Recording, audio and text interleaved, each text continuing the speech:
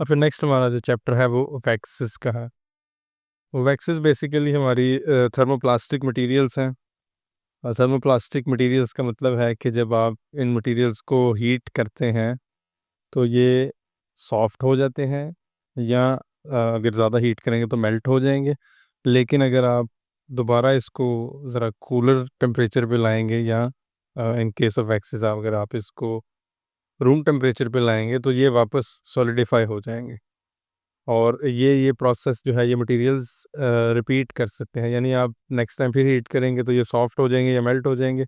और फिर आप इनको फॉर सम टाइम छोड़ेंगे, टेम्परेचर कम होगा, कूल होंगे, तो ये दोबारा सॉलिड के अंदर कन्वर्ट हो जाएंगे। और इनकी कोई जो यानी डीकम्पोजिशन नहीं होती, प्रॉपर्टी जो कंपोजिशन है और प्रॉपर्टीज़ हैं वो दोबारा सॉलिड होने पे सेम हो जाती हैं वैसे जैसे पहले हैं।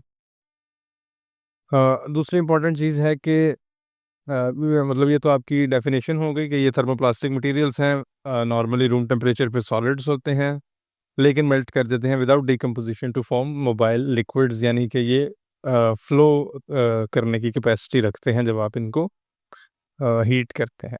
तो ऑब्वियसली जब आप इनको हीट करके सॉफ्ट कर लेते हैं फिर ये मोल्डेबल हो जाते हैं कि आप इनको अपनी पसंद की कोई शेप दे सकते हैं, और उस शेप को आप फिर अपने प्रोसीजर्स के अंदर यूटिलाइज कर सकते हैं।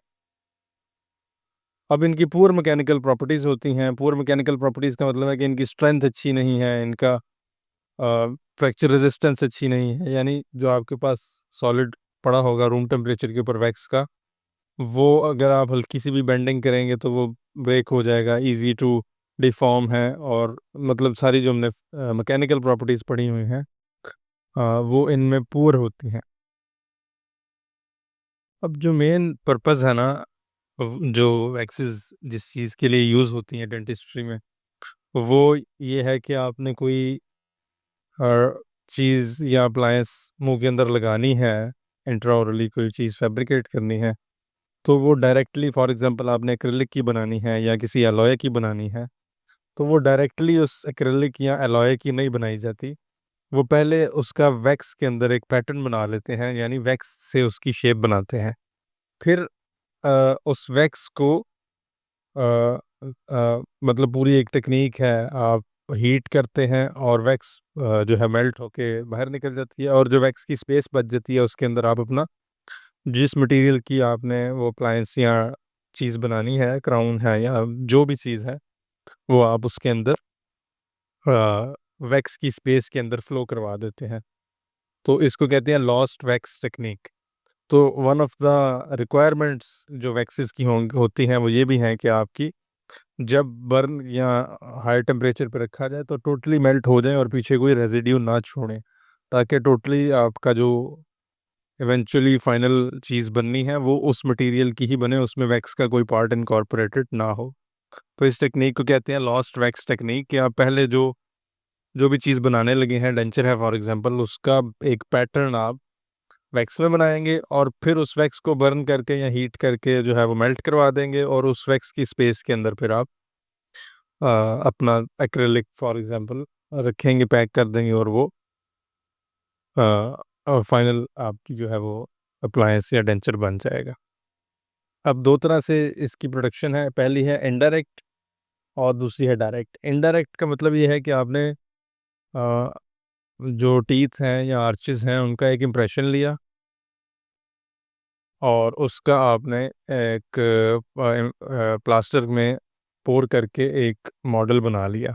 अब आपके पास मॉडल मौजूद है, आप उसके ऊपर अपना वैक्स का पैटर्न बनाएंगे, यानी एक्स्ट्रा ओरली आप अपना वैक्स का पैटर्न बना रहे हैं कास्ट के ऊपर, जिप्सम की कास्ट के ऊपर। और उस कास्ट के ऊपर अपना आप फ्रीली हर तरफ से उसको देख सकते हैं, और बनाने के बाद तो आप उसको लॉस्ट वैक्स टेक्निक से आप अपना जो भी अप्लायंस है वो बना लेंगे। तो इसको आप कहेंगे कि ये इनडायरेक्ट टेक्निक है, कि क्योंकि ये डायरेक्टली माउथ के अंदर वो चीज़ नहीं बन रही। सेकंड जो टेक्निक है वो डायरेक्ट वैक्स पैटर्न या डायरेक्ट टेक्निक है। उसका मतलब ये है कि आपने जो वैक्स पैटर्न बनाना है वो इंट्राओरली ही बन रहा है। फॉर एग्जांपल आपने कोई ऑनले बनाना है, ऑनले यानी आपकी मोलर्स के ऊपर कोई एलॉय की एक बिल्डअप होना है, आप ऐसे समझ लें। तो आप उसका वैक्स पैटर्न इंट्राओरली ही बनाएंगे, और इंट्राओरल सारा जब आप दांत के ऊपर बना लेंगे, पैटर्न वैक्स से ही, इनले वैक्स से वो बनता है, टाइप्स ऑफ वैक्स हैं वो आगे हम पढ़ेंगे। तो उसको आप केयरफुली दांत में से निकालते हैं और वो जो पैटर्न बना होता है वो आप लैब भिजवा देते हैं, और वो उसको इसी तरह लॉस्ट वैक्स टेक्निक के थ्रू या जो टेक्निक वो यूज़ करें लैब वाले, वो उस वैक्स के पैटर्न के अकॉर्डिंग आपको आपका जो ऑनले होता है वो बना के दे देते हैं। तो वो टेक्निक बेसिकली यहाँ पॉइंट ये है कि वो टेक्निक जिसमें आप वैक्स एक्स्ट्रा ओरली मॉडल के ऊपर मोल्ड कर रहे हैं, वो आपकी इनडायरेक्ट टेक्निक होगी। लेकिन जिसमें आप डायरेक्टली मुंह के अंदर अपना पैटर्न बना रहे हैं और मुंह के अंदर आप वैक्स की मोल्डिंग कर रहे हैं, तो वो डायरेक्ट टेक्निक होगी। ऑब्वियसली जो डायरेक्ट टेक्निक है उसमें आपके विजिबिलिटी के इश्यूज आते हैं। आप मॉडल तो आप कास्ट जो होती है वो घुमा के उल्टी सीधी करके हर तरफ से देख सकते हैं। ऑब्वियसली इंट्राओरली ये सहूलत अवेलेबल नहीं है। और दूसरा ये कि इंट्राओरली थोड़ा सा टाइम कंज्यूमिंग प्रोसेस हो जाता है, तो पेशेंट के लिए अनकम्फर्टेबल है, इसीलिए इनडायरेक्ट टेक्निक्स जो है वो प्रेफर की जाती हैं। और फिर वो बताता है कि रिक्वायरमेंट्स क्या हैं आपके वैक्स पैटर्न के मटेरियल्स की। और फॉर एग्जांपल आपने एक पेशेंट का डेंचर बनाना है, तो जो वैक्स आप यूज़ करेंगे उसमें क्या प्रॉपर्टीज़ होनी चाहिए या क्या रिक्वायरमेंट होनी चाहिए कि वो ये स्टैंडर्ड पास करे कि वो एज आ पैटर्न बनाने के लिए यूज़ की जा सकती है या नहीं। वो टेंचर बनाने का पैटर्न जो होगा कास्ट के ऊपर वो बनाने के लिए यूज़ की जा सकती है कि नहीं। तो पहली तो ये रिक्वायरमेंट है कि वो इतनी मोल्डेबल हो, इतनी उसमें आप इजीली चेंजेस कर सकते हैं, वो फ्लोएबल हो कि वो जो इवेंचुअल आपकी अप्लायंस या जो भी चीज़ बननी है उसकी एग्जैक्टली साइज शेप और जो कंटूरिंग होगी दांतों के इर्द गिर्द जिस तरह भी उसने गुजरना है वो उसके अकॉर्डिंग मोल्ड हो सके, शेप हो सके। सेकंड चीज़ ये है कि ऑब्वियसली जब आपने शुरू में पढ़ा कि ये थर्मोप्लास्टिक मटेरियल्स हैं, आप इनको हीट करेंगे तो ये सॉफ्ट हो जाएंगे और मोल्डेबल हो जाएंगे। तो second technique, second requirement basically यही है कि जब आप सॉफ्ट करके उसको मोल्ड कर लेंगे और फिर वो हार्ड होगी, तो उसमें कोई सिग्निफिकेंट डायमेंशनल चेंज नहीं आना चाहिए। मतलब ये नहीं होना चाहिए कि जब आपने थोड़ा सा हीट किया उसको सॉफ्ट करने के लिए और उस सॉफ्ट सॉफ्ट जब है वो तो उसको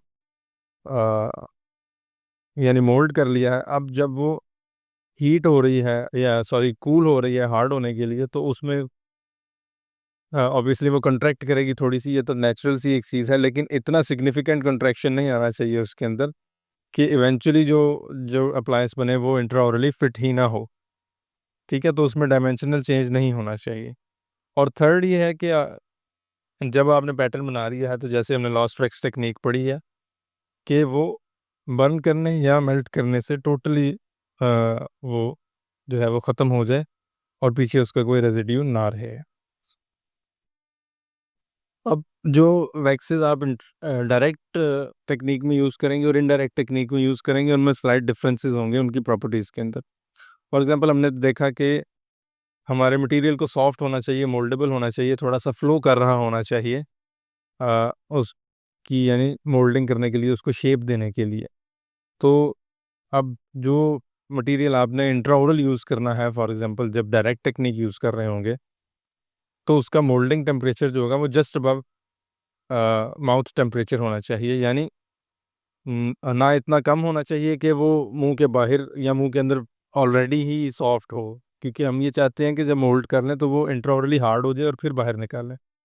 और ना इतना ज़्यादा होना चाहिए कि आपको इतनी हीट करनी पड़े कि पेशेंट के लिए वो अनकंफर्टेबल हो जाए माउथ के अंदर। जस्ट अबव जो माउथ टेम्परेचर है वो डायरेक्ट वैक्सेस की मोल्डेबल मोल्डिंग टेम्परेचर होना चाहिए, आप ऐसे करें। और जो इनडायरेक्ट टेक्निक्स हैं बेसिकली तो उसमें आपका कोई भी टेम्परेचर चलेगा, लेकिन हाई ज़्यादा होने के पर्सपेक्टिव से। लेकिन जब आप रूम टेम्परेचर पे आएँ तो वो वैक्स को हार्ड हो जाना चाहिए कूल होके। तो जस्ट अबव रूम टेम्परेचर पे आपकी जो है वो सॉफ्ट हो जानी चाहिए आपकी वैक्स इनडायरेक्ट टेक्निक के लिए, ताकि जब आप उसको कन्फर्म करके मोल्ड करके छोड़ दें तो वो ऑटोमेटिकली रूम टेम्परेचर पे आए तो हार्ड हो जाए। और जैसे ऊपर हमने देखा कि डायमेंशनल चेंजेस हैं, तो वो ऑब्वियसली ड्यूरिंग सॉलिडिफिकेशन या जब वैक्स कूल हो रही होती है तब उसके अंदर आ सकते हैं। और वो हमारी रिक्वायरमेंट है कि मिनिमल टू नन होने चाहिए। फिर हमारी कंपोजिशन है। अब कंपोजिशन ऐसी है कि डिफरेंट मटेरियल्स का मिक्सचर होती है डेंटल वैक्सेस। कोई एक स्पेसिफिक 100% मटेरियल नहीं है कि ये वैक्स इसी चीज़ की बनी हुई है। तो 3 मेजर उसके कंपोनेंट्स हैं, मिनरल ओरिजिन के हो सकते हैं, एनिमल ओरिजिन के हो सकते हैं और वेजिटेबल ओरिजिन के हो सकते हैं। इनके मिक्सचर से आपकी जो है वो जो डेंटल वैक्सेस हैं वो बनती हैं। इसमें आपको एग्जांपल्स पता होने चाहिए। जो मिनरल ओरिजिन की वैक्सेस हैं वो बेसिकली 2 वैक्सेस हैं, पैराफिन वैक्स और माइक्रोक्रिस्टलाइन वैक्स, जो पेट्रोलियम रेजिड्यू फॉलोइंग डिस्टिलाइजेशन से ऑब्टेन होती हैं। ये इतना इम्पोर्टेंट नहीं है।